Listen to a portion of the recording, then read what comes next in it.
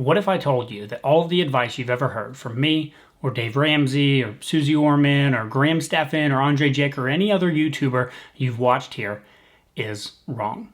And what if I showed you the world, as Morpheus said, that has been pulled over your eyes to blind you from the truth?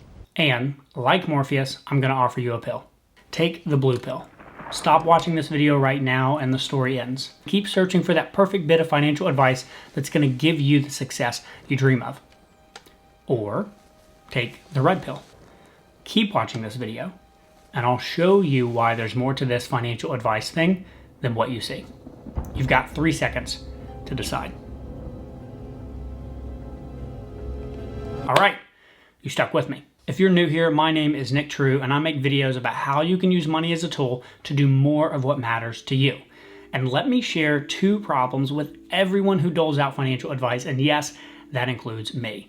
The first one is called survivorship bias. Wikipedia says survivorship bias can lead to overly optimistic beliefs because failures are ignored, such as when companies that no longer exist are excluded from analyses of financial performance. Here's how this typically plays out in finance. Someone discovers a path to financial gain that works well for them.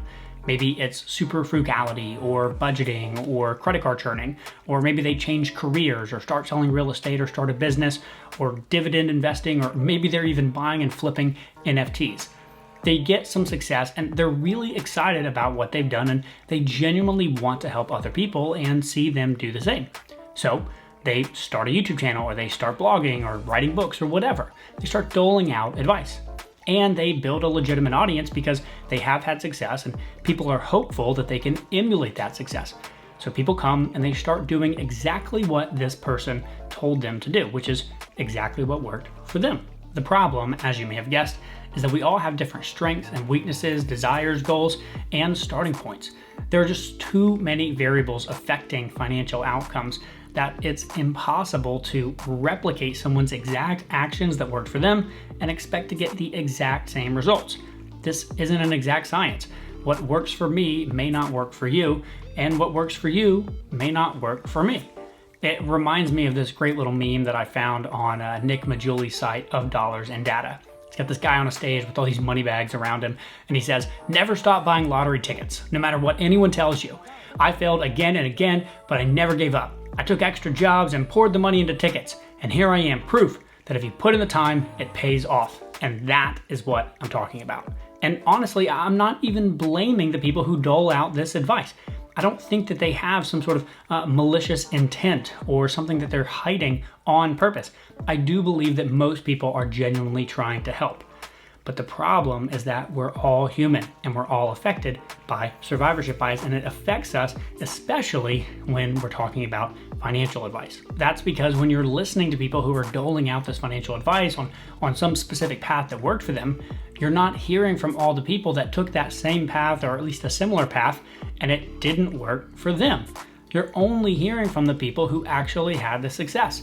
So if you find that some specific way to make extra money or get ahead with your money that's really working for somebody, you probably should pause and say, wait a second, are there tons of other people who've also tried to use this exact same method that it's not working for?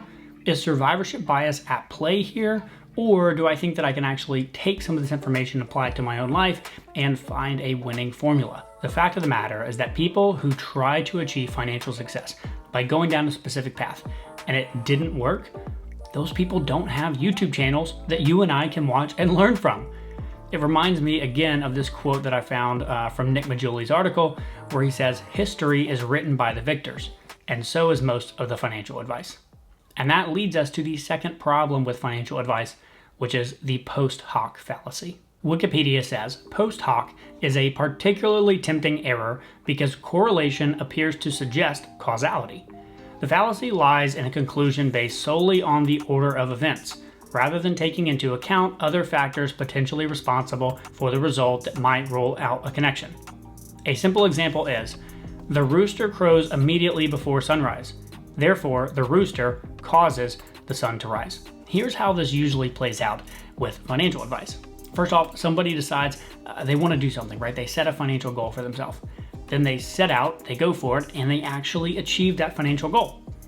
Then when asked, hey, how did you do it?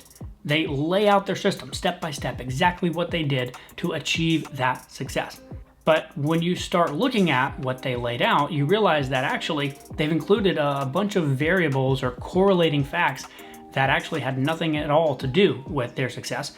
And they might even leave out some specific details that they believe didn't really play a significant part, but in fact did. The tricky part about the post hoc fallacy is that just because someone had success doesn't mean they understand how they had that success. There's this section from the book More Money Than God that explains this really well. It says, the lesson is that genius does not always understand itself. A lesson, incidentally, that is not confined to finance. Out of all the research that we've done with the top tennis players, we haven't found a single player who is consistent in knowing and explaining exactly what he does. The legendary tennis coach Vic Braden once complained. They give different answers at different times, or they have answers that simply are not meaningful. Also, in Malcolm Gladwell's book, Blink, he gives tons of examples about art critics and psychologists and investors and athletes and business owners and all kinds of different people that have had success in their specific realm that can't explain how they've actually had success, how they actually do what it is that they do. Which brings us to the crux of the issue. Knowing that survivorship bias and the post hoc fallacy exist, and you can't really fully always trust the advice that you're getting, what should we do? Should we just not listen to any advice at all with our money? Should we just not ask for help? Absolutely not. If anything, you should listen to more people, a wider array of people, and cobble together little bitty things that have worked for them and pull that in to create your own secret sauce, your own formula that works for your specific situation. Now, yes, of course, there's always tried and true messages or tried and true pieces of advice that work no matter your situation.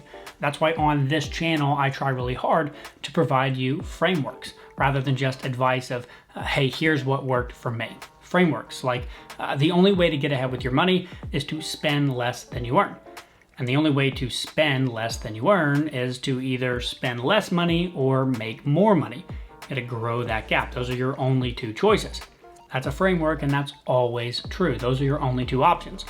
Now, how you go about actually spending less or making more, that's something that you've got to cobble together some different pieces of advice to find your own secret formula for your situation. The main takeaway here is that when you listen to advice about how somebody built their wealth, recognize that you may not be getting the full story.